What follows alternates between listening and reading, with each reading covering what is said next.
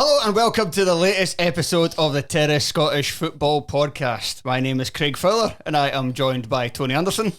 Hi, Craig. And I'm also joined by Shaughan McGuigan. Hello there. And we are in Tony's flat to round off the Scottish Premiership, not Scottish Premiership, Scottish football, domestic season, before we're pretty much only doing stuff on the main feed that's got to do with the Scotland national team and, you know, releasing podcasts that we've done several months ago and several years ago, because there's going to be, next week we're going to release the interview that Craig Anderson and Graham Thulis did with Steve Clark, which was about 4 or 5, I think it was pre-COVID, was it not? Was it when he was appointed? Yeah, it would been right when he was appointed. Yeah. So yeah, about 5 or 6 years ago. So we can say what he said then that's made this a reality. But yeah, it's pretty much going to be a Scotland-only podcast on the main feed going forward until the Euros have finished and the new season's starting. But we'll still be doing Patreon stuff throughout the summer. So if you want that, sign up to Patreon, patreon.com/Terrace Podcast, where you'll also hear the second half of this show, because this is the final time we'll be tackling the list this season. This is the best moments in Scottish football throughout the 2023-24 campaign. If you're listening on audio only, this is part 5, and there will be a part 6. If you're watching video, because part 1 and 2 of the video initially didn't work, the first time I had to put up the parts on YouTube, that then became part 1 and 2. So this is now, if it's video, this is now part 3 and 4. That makes sense? Not at all. Cool. Right. See when you were setting up the cameras, did you, obviously you've got one for each of us, did you also get one for Vigo the Carpathian? No, unfortunately not. I don't know how much he's... no, he won't be visible. He won't be visible in my one. It's a shame. It's a shame. He deserves to be seen. An incredible purchase. Yeah, well, I think it was £14. Right. Because I was just having fun in this room, basically. Man, they just like, you can do what you want in there. Bargain. Bargain. Ghostbusters too. Ghostbusters was like a mad favourite of mine. We've got Alien there. That's probably been picked up. And then Mandy's drawings there, even though the ones at the top, now looking back, make me look like sort of like a mad right wing. So I don't know. I think when I was setting them up, you could only see the Arctic Monkeys one. But nah, the one at the top is the Joker saying why and Walter White from Breaking Bad. Because they're like, obviously I was into that at the time, yes. Very younger. But now I look at it, it's like I do look like a sort of white supremacist with that up on the wall. So I was explaining to Mandy that we're going to have to remove that soon. Because times move on. You move on. You change, you evolve. She drew that maybe about 13, 12 years ago. So we kept it because it was cool. We put it up here, but now I'm thinking, don't really need to have that up there. Draw something else, Mandy. I've been trying to get you to draw something for my main wall through there for 2 years. I'll do it. So we've got nothing on the main wall in the living room. It's the best wall in the house, but it's another argument. Other people don't need to get into that.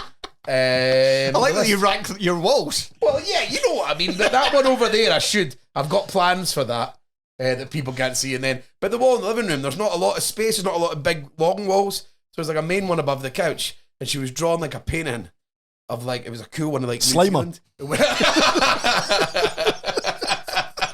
Was it Ghostbusters related? I know, the guy, somebody get me the Ghostbusters.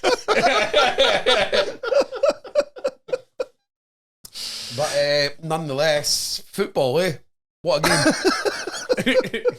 Yes, let's go through the moments that make Scottish football what it is. So this isn't, when we say the best moments, we don't mean great goals, great assists, lovely pieces of skill. That's boring, and Scottish football is probably lacking in that. What Scottish football is not lacking in... There's only one part for that. Scottish football is not lacking in moments that are very daft and silly and funny, and that's what we like about it the most. So if you've not listened before, please go back and listen to the other parts. They're always very good fun. And we shall begin with 2 Arbroath players fight each other during a game, and one of them is sent off. And they were winning 1-0 at the time and drew 1 each.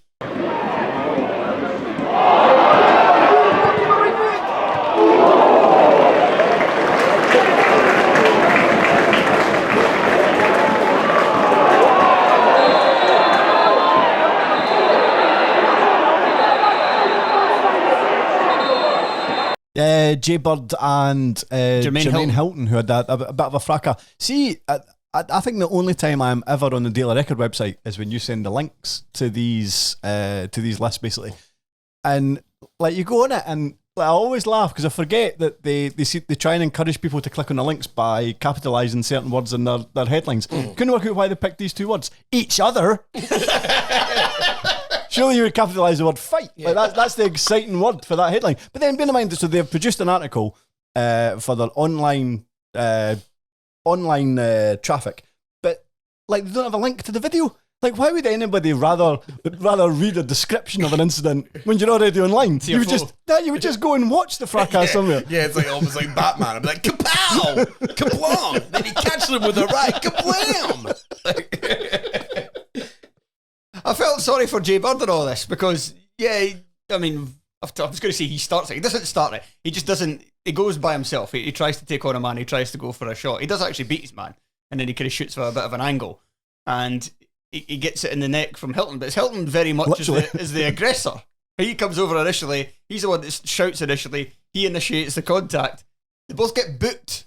He does grab him back, though, I suppose. I wouldn't say retaliate. He almost tries to shove him off. It was him that got sent off, and Hilton stayed on the rest of the game. So if you are both fans, I bet if you went to the pub and went to them, when did you know these were going down? It was probably when they were fighting with each other on the pitch quite openly because a punch was thrown. Like, you can see like a punch was thrown. That's a genuine aggressor. But we have all played five-a-sides, and when people don't pass to you over a concentrated period of time, it is fucking annoying. That would still be an extreme reaction. Like, I have played five-a-sides, haven't they lamped a pal every week.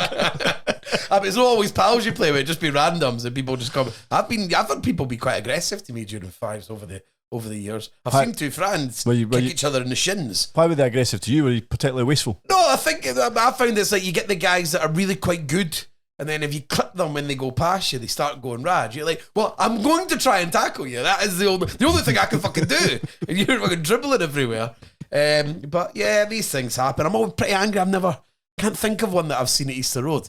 It feels like it's one of those things you need to tick off. Seeing two players fight with each other from the same team. Real football bucket list, something we could maybe make in the future. Things that you want to see when you go to a football match. Because the famous Hearts one is Craig Levein and Graham Hogg, where Craig Levein basically knocked out Graham Hogg. I was quite annoyed. I wasn't at that game. It was a pre-season friendly. I know, I didn't. But normally I would have went for some reason. I didn't go. Always annoyed me. I was too young at the time. I was too young at the time to bother. I was going to Hearts games at the time, but I was too young to be taken to pre-season friendlies. Was it at Tynecastle as well? Or was it away? No, Starts Park. Too young to be taken to pre-season friendlies. Surely that's the gateway in. The less aggressive ones. Yeah, you should get taken to pre-season friendlies when we played Porto and Man City. Good one. Southampton, not Wraith Rovers. No offence, sure. I saw Motherwell announcing they're playing a friendly against Livingston. I like the fact you've just described. I like the fact you've described friendlies as less aggressive. We've literally described a friendly if somebody was knocked spark out. Right, Wraith Rovers use Love Actually inspired video to announce a new deal for Ian Murray. The best bit of this is Mickey Cameron's acting. He shouts something like, just give him £1 and tell him to bugger off. That's not, the phrase bugger off is not something I expected to hear in an Ian Murray New Deal video. Who is that?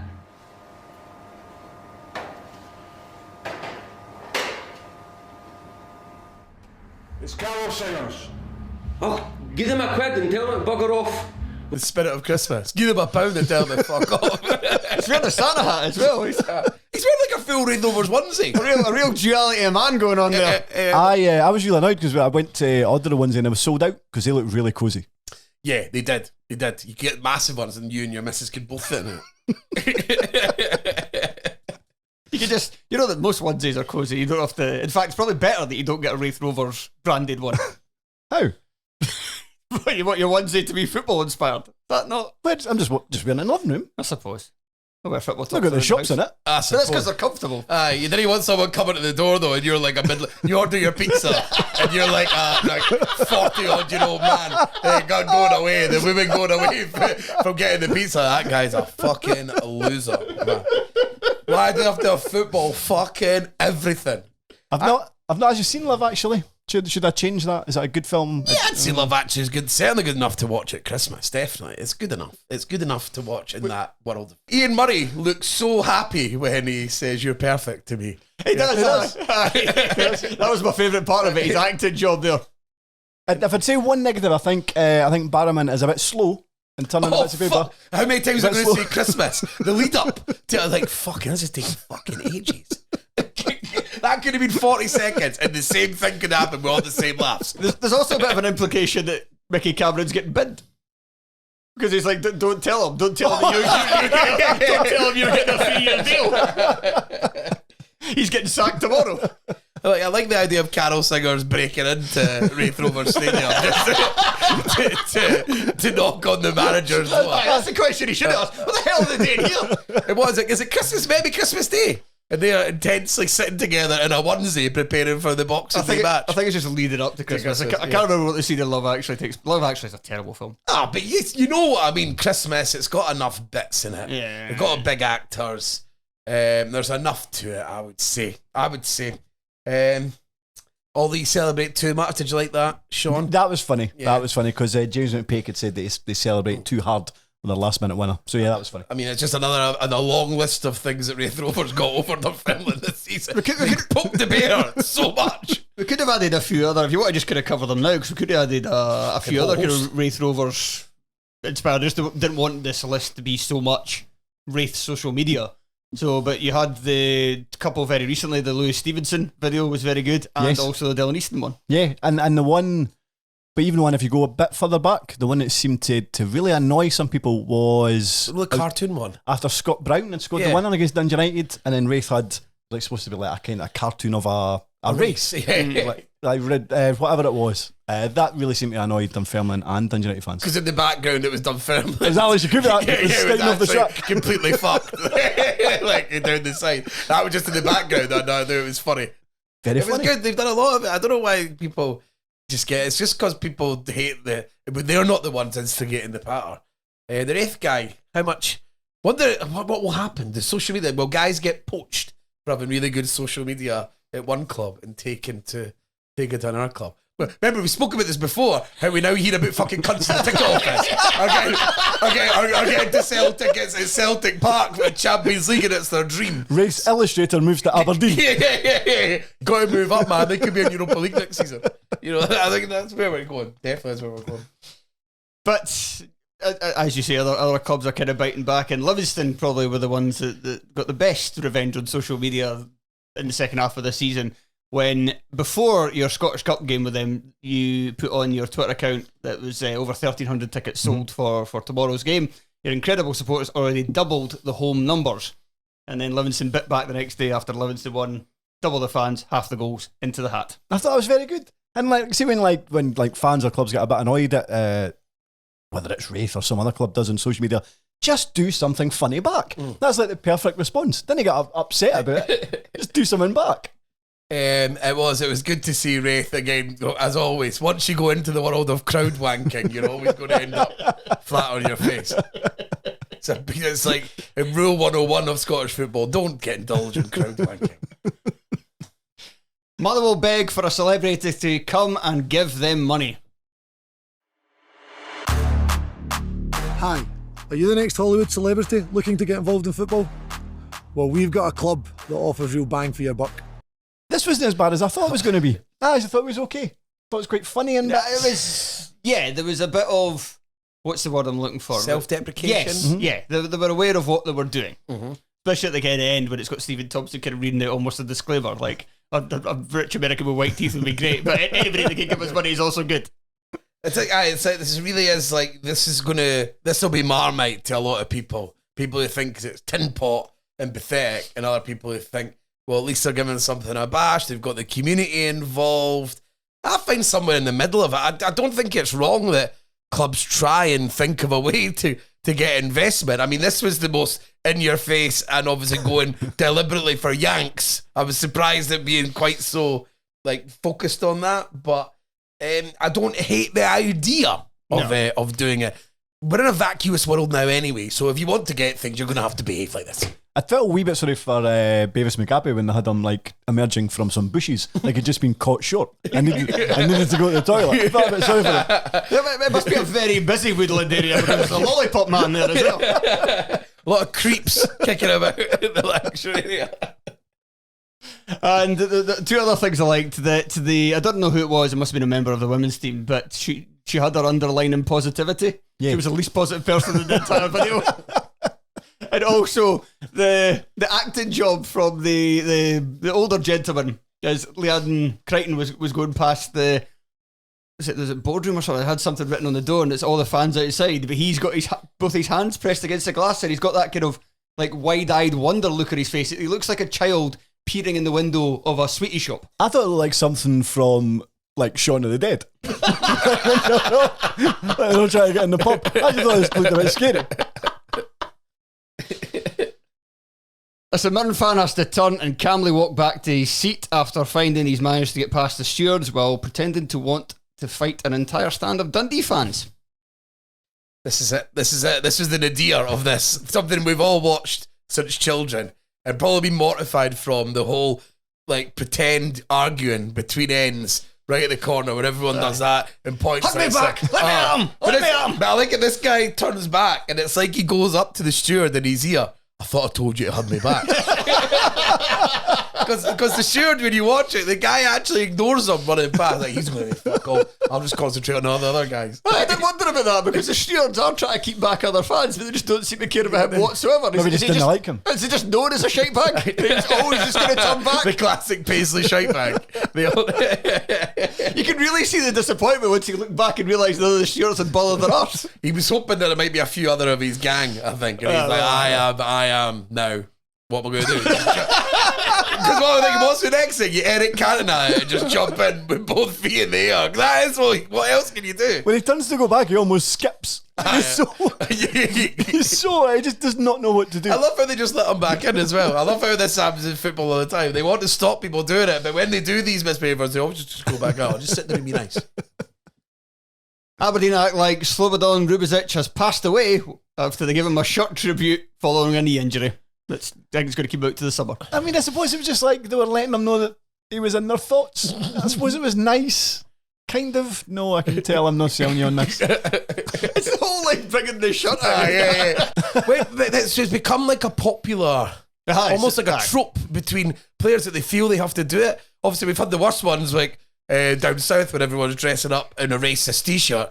Like Suarez when he got a ban. I mean, that was the true low point of this whole endemic. That's a high point.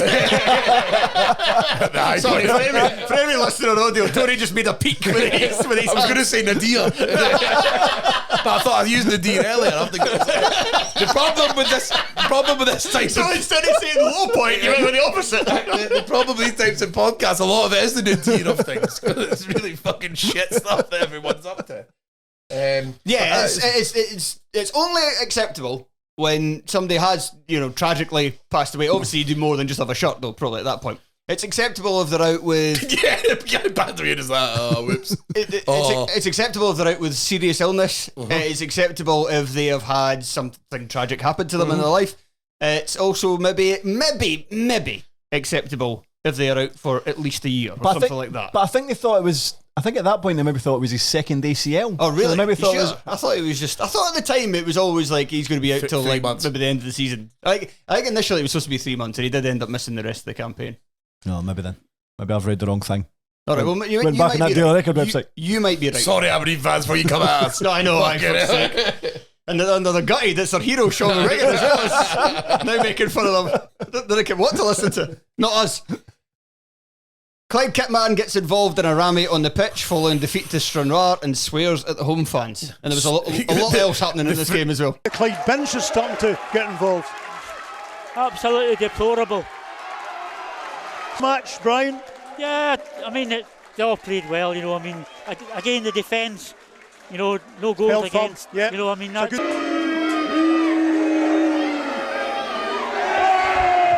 The phrase truly mortifying is going to come up quite a lot, and this is one of the main ones. It's so funny, I think the worst bit is at the end when he's kind of troop him off, and he gives a very, I don't know how to do it, like a kind of a lily-livered flitting the V's. It's like a really tepid. It's the fingers are a bit limp. There's no real kind of. You can't even see if he's got which fingers are up. He's waving at himself. If you're going to do it, it needs to be a rigid 2 fingers. Very much so. And he just doesn't sell it well at all. And then he gets the way as well. Well, after all that, and then you get weighed when you set the Vickies up at the end. just get back in the dressing room and do your fucking job. It's like the sound guy running on and You're grabbing the kit man. Yeah. Just sit on your arse and wait for an injury. It is. It's no. Fucking hell, That's not what kit men do. Now he's got a degree in medical science. I don't know why I got kit men and physios mixed up there. The world's most overqualified ironer of t-shirts. The banter, but he may be the banter guy in the kit. Aye, no, I mean, the original point still stands. Just sit in your arse. Aye, You've got no part to do anything during the match except for observe. Like as I said, it's like a guy running on and like the sound guy grabbing the guitar before the solo for Pink Floyd and Comfortably Numb, just grabbing it and taking over. That it's not where you're meant to be, mate. Get off. Get off. And that, like, I'm not misremembering, that was also the game where the Stranraer fan took some golf clubs out of a van. Yeah, I remember you talking about Fairly this. certain that was the same game. It was just a rammy-filled. Somebody was rumoured to have been tasered. Yes, that's right. The ball was tasered something. Just an extraordinary game of football.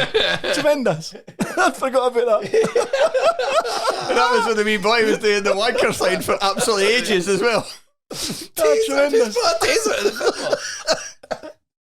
No, it's a Polis. The Polis tasered. It was a fracas after the game, and the Polis apparently tasered somebody. And then someone on golf clubs in the back of their car.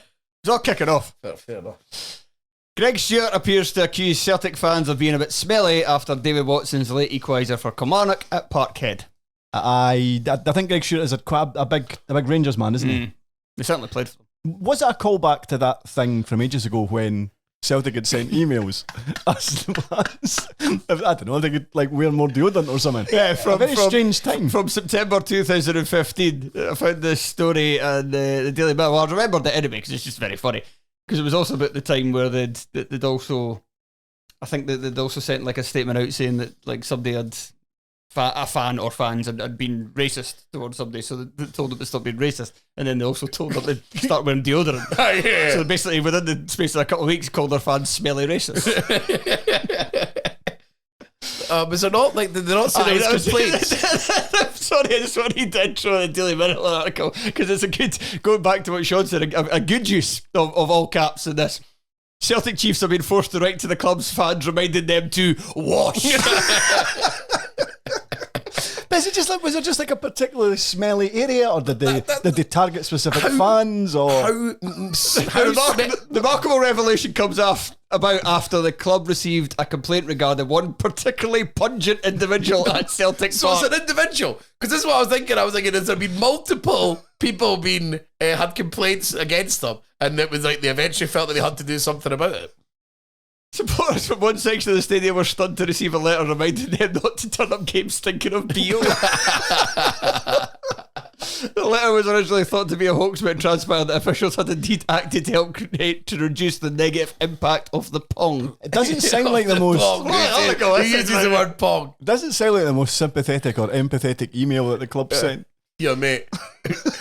Watch this links advert. We had an attachment. Because you have to know. You surely know when you're sending this out as a club. I mean, I know it's maybe difficult to try and get the message across, but you can maybe do, if somebody's really smelling, right, find out who's made the complaint, because it must be another Celtic fan who's made the complaint. Find out who exactly the individual is. Have a quiet word. Did he release a statement so every other club in the country laughs at you? But they're probably thinking, we didn't want to go on this one individual guy, so we'll try and include everyone. So we'll just accuse everybody. Much better.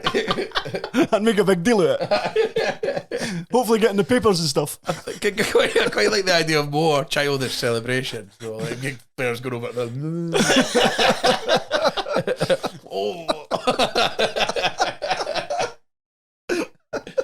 It was also earlier this season. It was the Scottish Cup game where Tete Yengi scored, and he went right over to the Green Brigade. So he was like leaning over the advertising hoarders, like shouting at them. You just imagine the Green Brigade be like, "Who the fuck are you?" Yengi got back like that. It fucking stinks in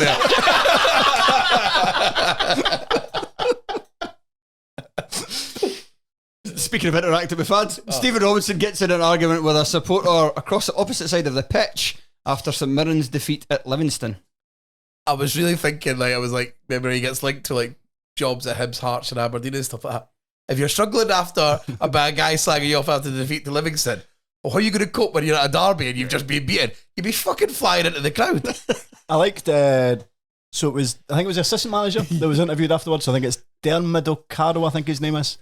So he was asked his opinion. Did you see it after the game? And of course he gave like a very vague answer. He said something like, well, football is a passionate game. It is what it is. Great, thanks for that answer. But then he started saying, listen, at full time at the end of every game, we always go up, I think he says, as a collective, we always applaud the fans. But at the same time as he's saying all these words, they're actually showing you what did happen. Yeah. No, nobody's applauding. Stephen Robinson is literally being manhandled away by 3 St Mirren players to stop him getting his head kicked in. I do love the idea that obviously everything could just be thrown on the carpet going, it's a passionate game. Assault's fine. Yeah, it's passionate. You like it? Alright, do what you like. That's always what people say. You get it a lot in the media as well whenever they talk about stuff. It's like, well, and we're definitely guilty of it as well. A review for the Terrace. Like, you don't want to take the passion out of the game. You don't want to take the passion out of the game. It's always repeated. And then when people do stuff like that, no, you rip them. Can't win, mate. But I think it was. I mean, I can imagine that it was, as you say, Robinson shouldn't rise to that kind of thing, because if he wants to move to a bigger club, he's going to hear a hell of a lot worse, a hell of a lot more consistently. However, he does have my sympathy in the fact that fans just, like, it annoys me sometimes how just fans react to defeats like everything's terrible, like the players are awful. And I think what it was in this game was that the players were accused of not trying as much. I watched this game because I was on the Monday show that week. I watched the full thing back. St Mirren absolutely dominated Livingston. They just missed loads of chances. One of these things happen. Yeah. But it's like after the defeat, like so many fans are just so clouded with rage. They just can't see that. And it's just like the whole thing is just disastrous. It's like, no, they actually played well. Especially when it's like it's Livingston, who probably hadn't won a game in about 3 years. In fact, I think that was Livingston's first victory in about 4 months. But nothing good is going to come from Stephen Robinson marching over the fans and getting wired in. Just walk away. Walk the other way. Because all that's going to happen is, I mean, if he'd been allowed to do whatever he wanted to do, there was going to be a fight. Yeah, you're going to jail. You're going to jail. And then it's not going to work in court going, it's a passionate game. Listen, Judge, it is what it is. Yeah. Go and turn around to the jurors. Remember, it's a passionate day. No more questions. Motherwell let slip at a club AGM in February. I completely forgotten about this. Let's slip at a club AGM in February that Stuart Kettlewell's contract had been renewed for another year the previous summer. Feels like quite a big oversight not to mention it. And they weren't doing very well at the time. No. It's actually aged not too badly from a Motherwell perspective, because this ended the season not too bad. And they were safe with a good few weeks to go. So it was actually Kettlewell's. It's fine for him to stay for another year, but at that point, fans are like, oh God, how has this happened? Then you'd have to make a statement about a thing you didn't make a statement about over a year before. Yes. It's bizarre. It's very rare that a club announces that a manager's staying longer and also having to say during the statement, we're sorry. Because it was an automatic one. So he was in an interim charge, and then they made him the manager, and they gave him a contract till this summer, summer of 2024, and that was the last the fans had heard of it. But in the contract was that if he kept them up that season, it would be extended by a year. So their safety must have been guaranteed in like May. And then so it is. And that was February. 9 months later. Oh, by the way. Eventually to everybody. Oh, I know, I can see him. He's still here. The tremendous clip of Hamilton Accies fan Ben Patterson tried to do his vlog while his fellow supporters are going absolutely mental at John Rankin around him.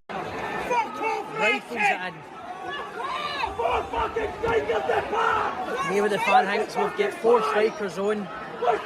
Again, no organisation. And now we're 1-0 down again. This is... Wow. It's a passionate game.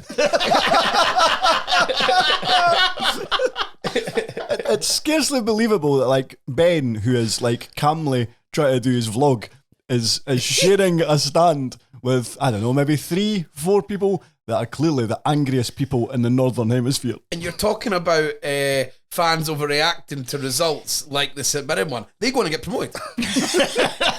Absolutely going fucking mental. And this is the best bit about fan media, because if that's going out, all that's taken away. Because it's fan media, we get to take it in. It's the biggest overreaction since was it Callum Crane that scored against Ayr United? Also, again, it was a game involving Alloa. And the boy was shouting about, that's a fucking left back. But these people are just shouting, 4 fucking strikers! 4 fucking strikers! I liked that every reply to the tweet was basically, sorry, how many strikers was that? Was it an overreaction though at the time? At the time, because I bet if we go back and listen to some of your lower league pods, I bet you are saying that's rankings time and it's up. They were supposed to be challenging Falkirk for the title, and this was their 3rd defeat in succession. I mean, it's an overreaction in that it sounds like 3 or 4 people's heads are about to explode. That's an overreaction. Being annoyed is fine. Oh my God! Trevor Carson giving away a penalty at Easter. I'm just imagining the guy trying to tell it was shushed so he can continue his guys, boys, I need a vlog, eh? I'm trying to make a vlog and now set them off because I'm probably about 45. I'm fucking vloggers in my fucking club.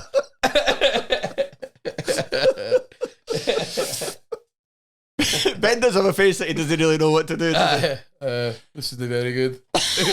Poor Ben. I'm glad they got promoted for Ben. Seems a decent egg. Yes. Trevor Carson giving away a penalty at Easter Road. Needs music, man. It's absolutely it's mind blowing. Where the fuck is he going? A mistake compounding a mistake compounding a mistake. You just hurry up and the ref shoots with that penalty. It's inevitably coming. You know something. There's no way it's going to finish with him just going like and then just walking the ball and kicking it in. He legitimately looks like a dog chasing a balloon. Yeah, he really is probably the worst we've seen a player, the worst situation you've seen a player in this season overall. Because it's like, because if the delivery comes in, you think, right, we'll catch it. And Taveri does catch it. Then it slips through his hands. You think, right, we'll catch it now. But then he inexplicably scoops it up in the air like he's playing volleyball. You're like, right, maybe you should catch it now. Oh no, he just assaults somebody. Yeah, he volleys up like fuck. He assaults somebody, then points to try and say, I played the ball. I played the ball. Good, it was great. And then he doesn't even, it's funny, you can see in the replay, he doesn't even look at Colm. He just hears the whistle and just like, oh, for God's sake. Neil Warnock with Aberdeen in crisis has a trip down south while Bojan Miovski goes on holiday. We don't know how true this is, but I was obsessed with it when it first came out. So Warnock definitely came out and addressed it because these were big rumours online. And it was a picture of Miovski at the airport. But I couldn't find the explanation. I was trying to Google it, but every time I Googled it, it was just coming up with Warnock left. It didn't come up with this story in particular. But from memory, he basically said that, yes, it was true. I was down. He says it was nonsense that the players had 4 days off. Yes, it was true. I was away because he was getting a medical procedure done. It was like minor surgery that he said that he was going to have happen when he initially joined the club, but he did the club a favour by postponing it so he could take the first game. Club. No, he did himself a favour because he was desperate to manage at fucking Ibrox. Yes, that was exactly. But then he says, and also Miovski was given time off because he was due some time off or something like that. What? I thought he deserved Sorry, during the football season, you're due. That's like a school teacher go like, I'm due time off. No, but you've got a class. Nah. Maybe Aberdeen Day flexi time. He had a load of hours stored up. All the goals, he got an hour for every goal. He was due. You know, it's one of those ones where you just think, well, you just believe that they're lying because they're covering up the things that they know like are easy to prove. You were away, Miovski was away, everybody saw him kind of like, no, this happened. But the thing that you can't prove, whether the players were in training or not, that's definitely not true. It's like, I love it with Warnock. Like, the idea that they weren't at training, just like, oh, fuck, I need to go and do something. Training's cancelled. Just like, he doesn't even get his assistant to put on a video after, you know, like a substitute teacher chucking on, like, I don't know, The Lion, the Witch, and the Wardrobe for 4 days on the trot. I mean, I'm showing my age here, like, massively. It reminds me of when we were at high school and it was in RE, religious education, and the teacher, I can't remember her name, but she was off ill. Miss Martin. She was off ill for ages, and every single day somebody else would come in and play the dramatisation of the Stephen Lawrence murder. Yeah. But every single time, so the class only lasted like, 50 minutes or something? So every single time they would come in and start the video at the start. No, the truth is we would tell them it was a different starting point the day before because we never wanted to have to do anything else and just put on a video and you could just sit. I don't remember, so this may have been a different class. Because I don't even know if I had Miss Martin actually, I think it was Ari, I was there for that. I remember this watching that happened in 2 classes. Over and over and over again. I just remember there was only 2 RE teachers there. Yeah, I remember just watching the start over and over again and be like, I don't even know how this finishes. So every single day you went into school for a long period period. And watched a dramatisation of the Stephen Lawrence It must have been for a good month. Yeah. What kind of fucking schools is it? St Augustine's now very near the bottom of the best performing schools in Scotland. If you can believe it at that time, it used to be about middle of the pile. And look at the people they produce. But I tell you what, I'm not racist after watching that.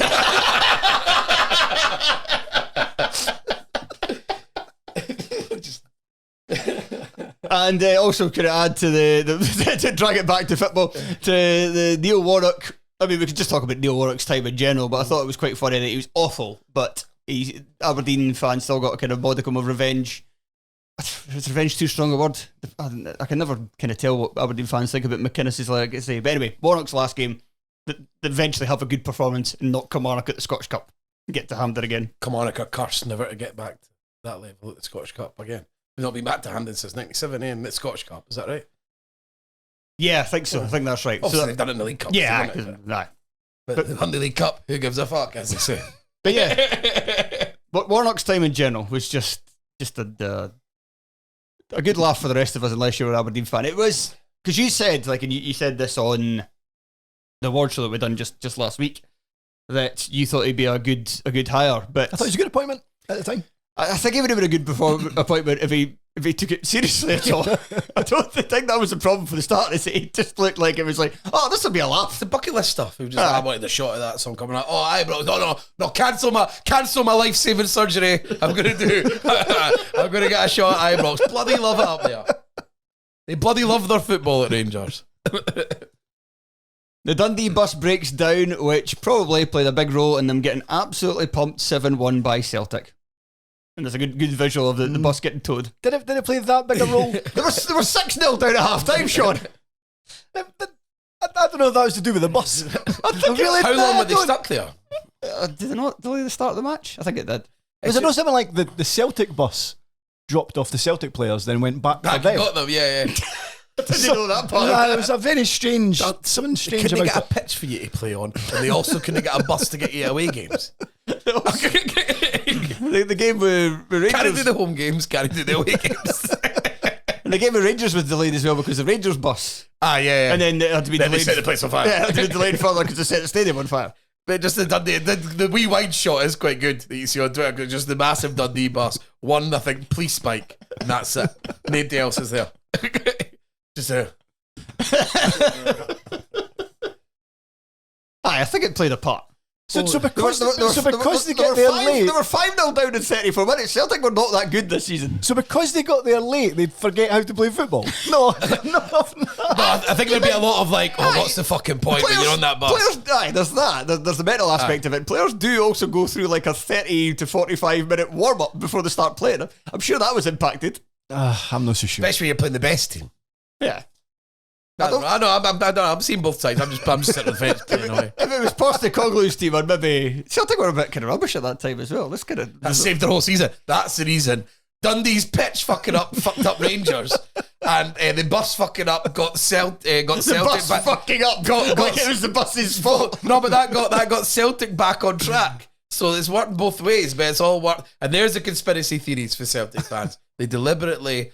For the Rangers fans, so deliberately fucked up. They deliberately scuttled their bus. like speed. It's the opposite speed. Going up there. Surely. No speed. Yeah, slow. If the bus goes over 10 miles an hour, it blows up. Chick Charlie is Keanu Reeves.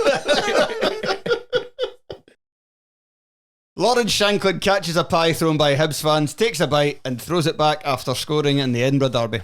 This is good. You don't know the thing that concerns me? Germs. Because somebody else's slavers is on that pie.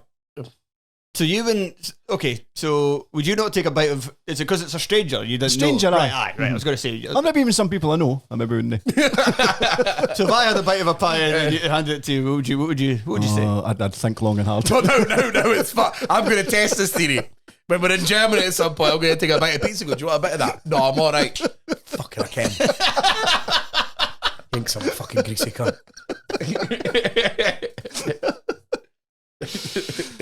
It was annoying. It was annoyingly good because he catches it perfectly. It was. It's pretty cool. And then throws it back. Sees it coming, takes him. You can see him spit it out as well. Well, I didn't like it. The The one fucking Hearts caterers, for fucking you cunt. That was every Hearts fans. Look, I like the kebab point. Well, a lot of things on the pitch at that point. And this was the lighter side of that as well, because he did also have AirPods thrown at him, which is... No, there was something like a wine... a corkscrew. Corkscrew. Who gets that in? Why? I'm going to be honest, I've stuck Bevy into football matches, but I've never bought a bottle of wine that needs that. I'm like, it's like I like seeking in the wee cans or like a hip flask or something that you can just quickly. I'm a chav though, I am from Pillen. I mean, if you're going to take wine, the bottle needs to be a screw top. Surely, Christ. Well, I went to the cinema last Friday, and I was like, I quite fancy having a bottle of wine, but I'm not going to pay for however much it cost to get a bottle of wine at the cinema. So I did the same, but I picked up. I only had two in the house. They were both, neither of them were screw tops. So I didn't really have the time, so I just took my bottle over with me. I brought it in a bag, and I thought, I don't know, I'll keep it in the bag, and then I'll like secretly do it in the bag. And then I was doing that, and it was taking ages. I was like, I just look dodgy as fuck here. So I just pulled the ball and I just done it in front of him. Dangerous. Nate's going to grasp me anyway. It's fine. Where is it? What cinema were you at? Yeah, City World. All right, in Glasgow. Yeah. So the world's tallest City World or whatever the fuck it is. Just you doing that, but you get a jump scare.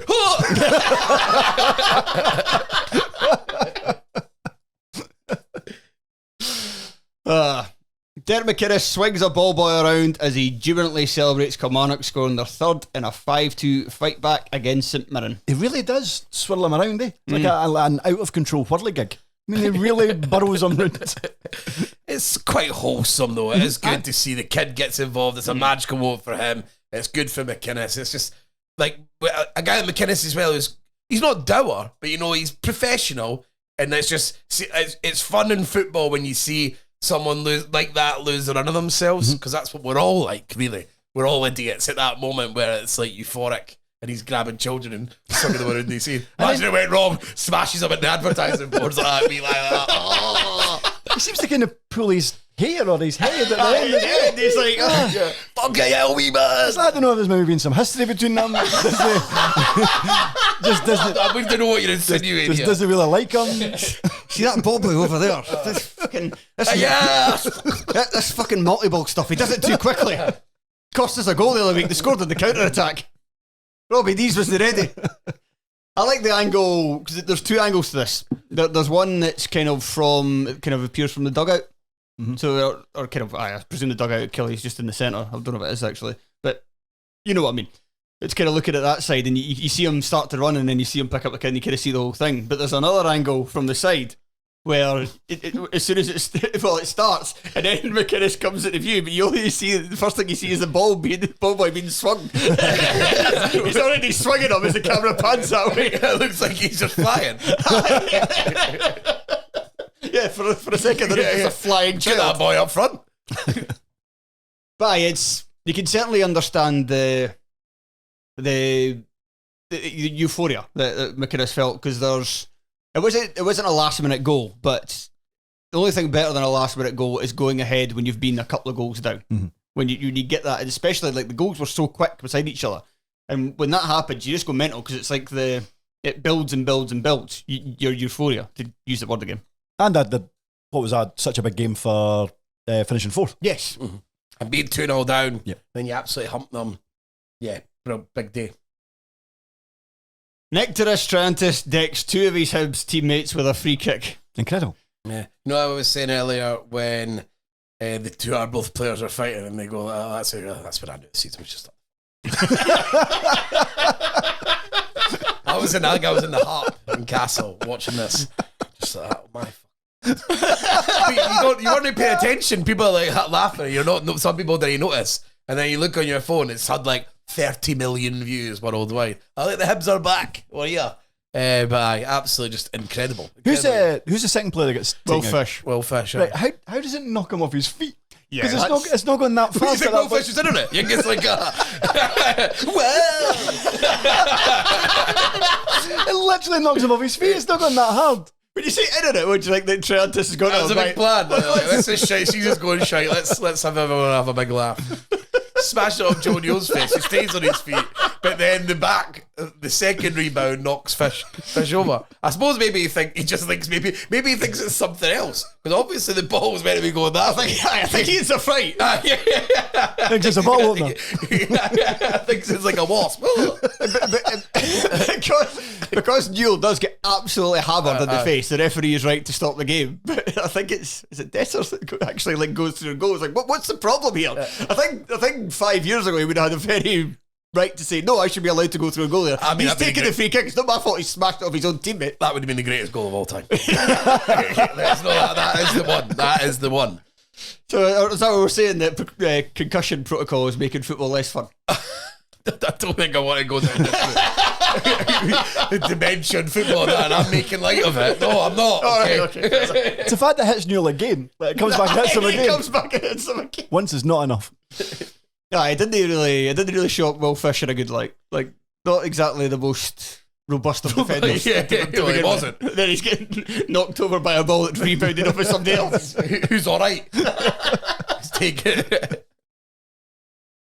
Accies bring out a club statement on Twitter where they tell everyone that there's 3 games of the season left and they should be looking to win them all. I'd never seen this before until you sent it to me. I've never seen a statement like this in my life. And basically, it's 250 words that roughly says, "Hi guys, there's 3 games to go. Wow, it'd be great to win them." It just shows, what's a pointless statement? It just shows that it's one of those that they're taking so much stick, obviously, for the things. They're just trying to do something to like get everyone on side for the run-in.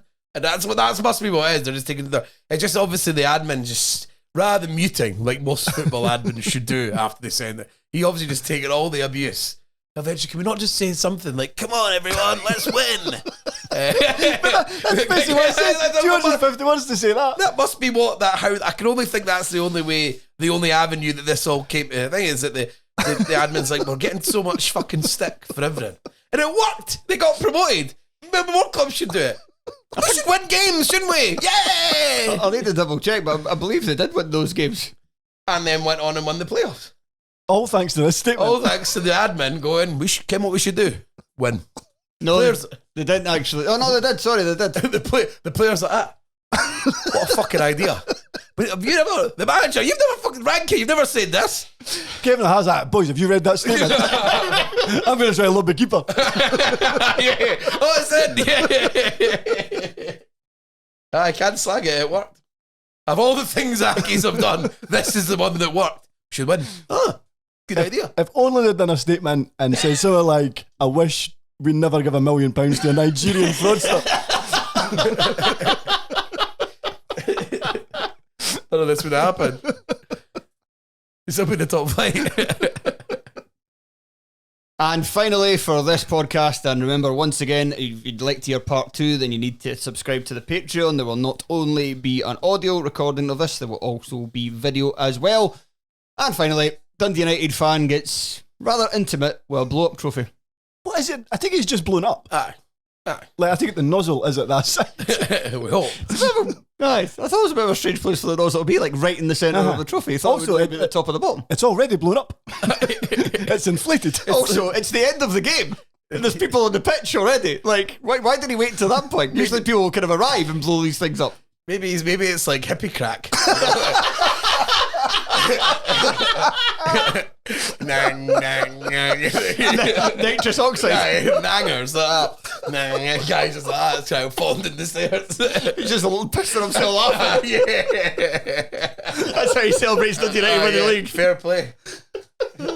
He has got "fuck the D" written on it as well. Has he? Aye. Jeez, he looked like he was 52. Dear me. Grow up. Good luck to him. He's just enjoying himself.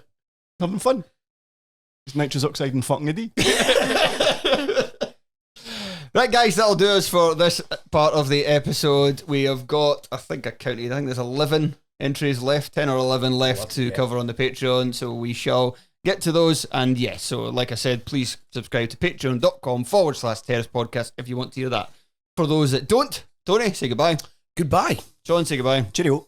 I'm Craig Fowler saying goodbye, and we'll talk to you soon.